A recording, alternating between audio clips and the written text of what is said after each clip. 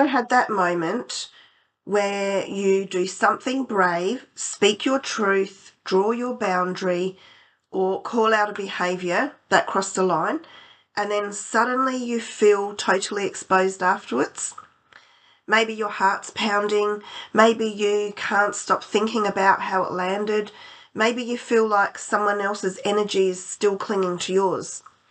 Well, I've been there, and this episode is for you. I want you to walk through exactly what I did to come back to myself after a really uncomfortable experience where I had to stand up and say, enough. Welcome to the Heart Path Podcast, your space to realign, reconnect and rise. I'm Nicola Spencer. I'm a thought leader, a coach in women's confidence, an NLP practitioner, a human design specialist, teacher and coach. And I'm here to help women in their 40s and 50s rediscover their purpose, find the joy in the chaos and rise into their next chapter with confidence and grace. Together we'll explore stories, strategies and soulful insights to help you embrace your true self and step into a life you love. This is where we let go of limits, redefine what's possible and thrive in every season of life. It's your time to rise. Are you ready? This is my moment, my heart's design. I rise and thrive, the world is mine. On the hard path, where dreams take flight, I shine my brightest, my guiding light.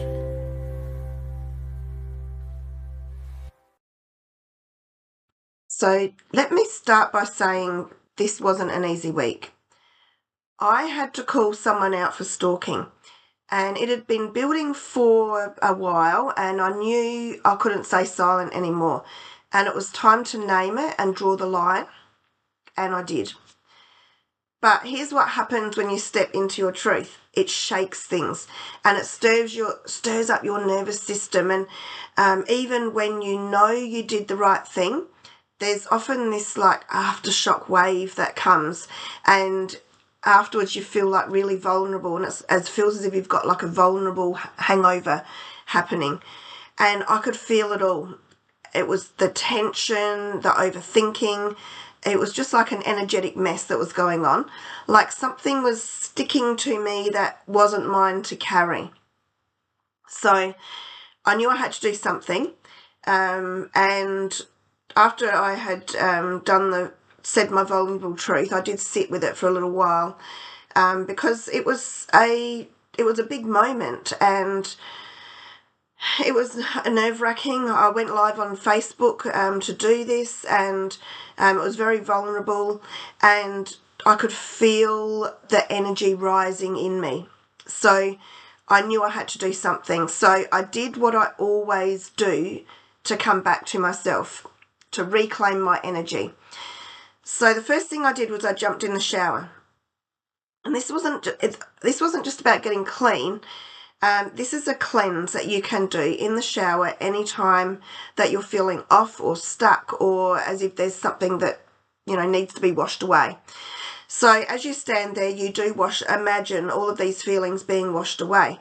And there's a couple of ways you can do that. You can picture the water as just like a white cleansing light. You can do it like that.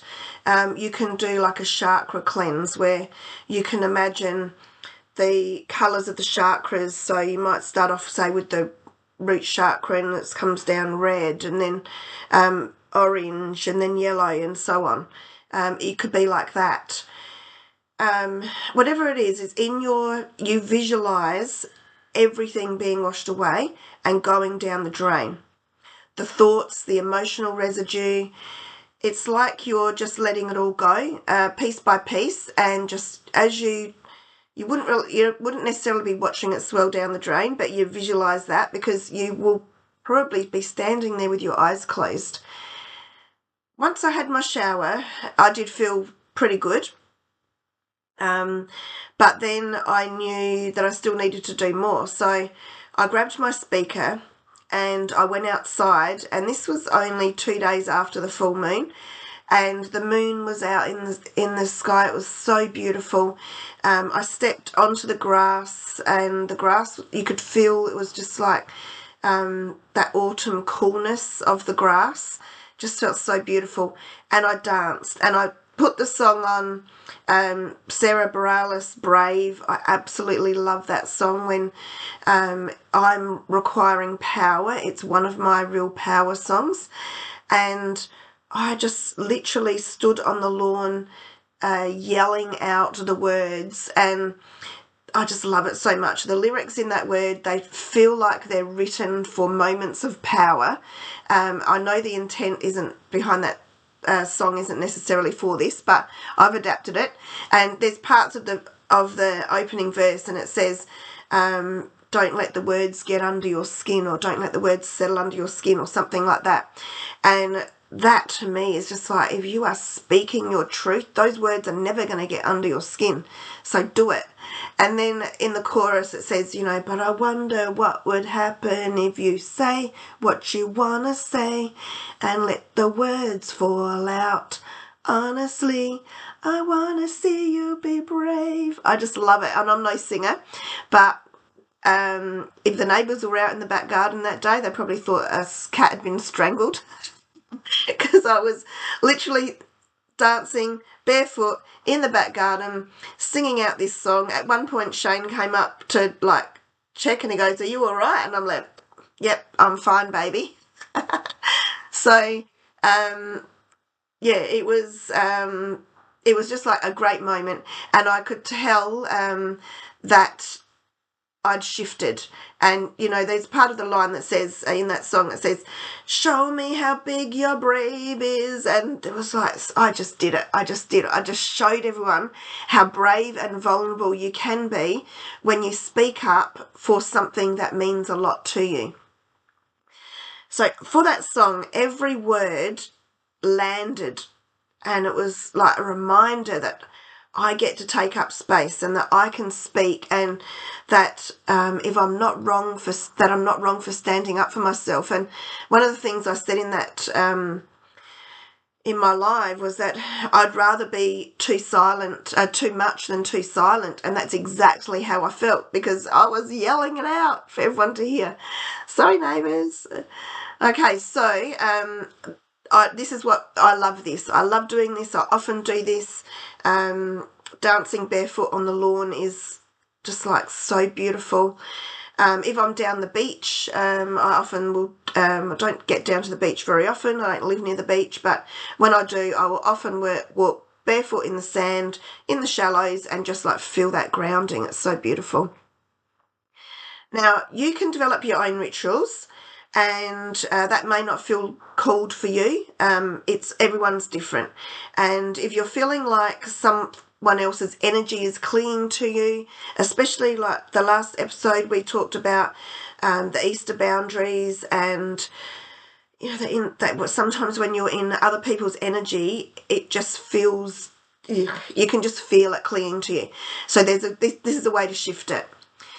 So if you're in the middle of a vulnerability storm, or you've just been in the presence of someone and you just want to try and get rid of their energy, find something that works. And it can be everyone's different. I was listening to Michelle Chalfont's Adult Chair podcast the other day, and the person that she interviewed was saying that she's realised that meditation isn't for her. Her form of meditation is intentional walking and that kind of thing. So I know Shane doesn't meditate, but he spends hours in the garden. So that's his meditation. And it could be, if you don't want to shower, maybe you have a long bath, and you draw the bath with intention, and you create the water to be a beautiful oasis with bath salts and oils, or something like that. Maybe it is a walk in nature for you. I love going for a walk in nature. I love just sometimes just walking in silence, depending on where I am, and just listening to the birds, and hearing the scuttle of things in the bushes. As long as they don't come near me, I'm fine.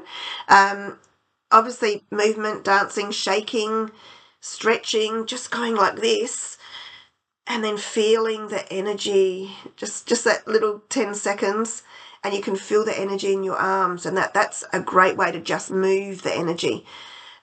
Maybe you need to just like stretch it out or stomp. Breath work, I've spoken about breath work a lot. Breath work is like, it really is like the elixir for my soul. When you inhale deeply and you exhale slowly, it really slows your heart and it really gets you back to a place where you are full of love and I guess like back into that responsive body. Journaling, I will always talk about journaling. There's nothing better than getting a journal, maybe putting some music on and just like go for it and just write. Whatever you need to do, write it all out. I've done this before where I've written pages and pages of something. I've never reread it. I remember one day I sat for, a long time, probably about an hour, and I was just writing, and then I burnt it because it was something that I was really like the energy inside me about that topic. I can't even remember what it was now. Was just like I just had to get it all out. You can do a cord cutting visualization. So cord cutting visualization is where you kind of imagine yourself in a situation where you're cutting the cords with that person, and there's different ways you can do that. There's different meditations you could doing it, or you could just visualize it. When I've done it before, I've written a letter to that person explaining why I have done that. I haven't sent it to them. And then I've virtually cut the cords of that emotion to them. I'm not necessarily cutting them out of my life, but I'm just cutting that part and that feeling that I associate with them out. Smudging, if you've got some smudging sticks, maybe you've got some Palo Santo or some sage, maybe some incense or some oils or candles, just like something to get the scents going, the energy shifting in the air. Music, I've got a great playlist that I listen to, a Spotify playlist. I can put the link in the show notes for you. It includes the Brave song. It includes other songs which are I find powerful, and I build on this list often because obviously there's new songs being created, but also there's songs that might hit me at a different time, like Landslide. I prefer the Dixie Chicks, or the Chicks they're called now, version of Landslide to Fleetwood Mac. And I've always loved it, but then there was this one day I sat down and I was actually in the car, and when I listened to that song with everything that had happened around me, it landed differently. So that song went into the playlist. So this is how I built it. It's not a very long playlist, but it's something that I listen to when I really feel as if I need a mojo fixer-upper, or, something like that. Go out and laugh. Do some, just go out. You can stand on the grass or do something and just laugh. And often you can, once you sort of like fake laugh, once you start laughing, it just like, it does make your body feel heaps better. But it creates a snowball effect. You laugh, and then you keep laughing and you keep laughing. And if you keep thinking about times when you were happy or a funny experience, it just makes it easier as well. So I just want to remind you that your energy is yours, and you are allowed to take up space, and you are allowed to speak your truth. It might feel uncomfortable. It certainly is vulnerable. Other people might judge you. But this is the thing about other people's opinions.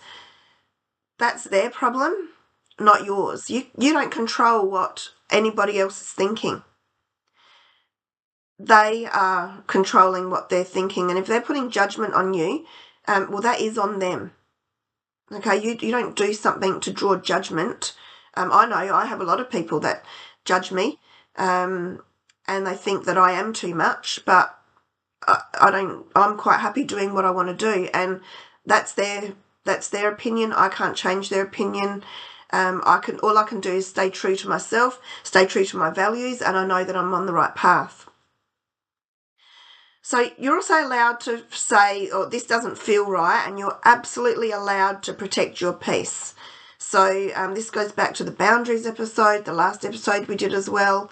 And if something is off and then you feel like you need to call it out, it doesn't have to be as publicly as what I did. It could just be at a gathering where someone is being inappropriate. Okay, in my case, it was for something serious like stalking. It can feel huge when you do it, but it's a nod to yourself. It's your sacred work inside saying that you are reclaiming your power, you're setting this boundary, and you're celebrating yourself for being who you are. And afterwards, just like when you set a boundary, you don't need to apologize. You don't need to stay in that guilt or that shame. And what you need is to come home to yourself, because that is the most important thing. Now, I just want to ask you, if you have a ritual like this, do you have a ritual or a song or a place that you always know that brings you back?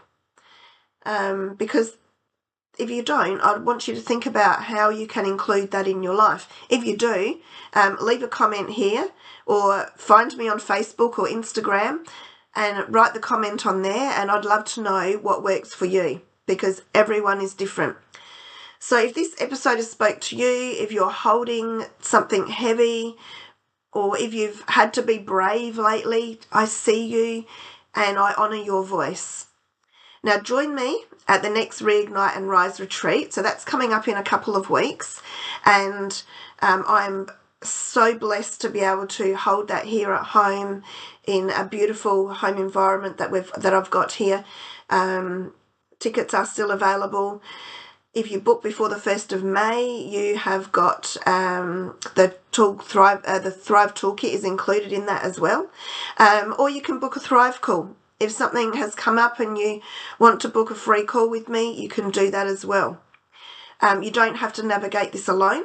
So until next time, I want you to remember to follow your heart, trust the path, and remember the magic is in the moments in between.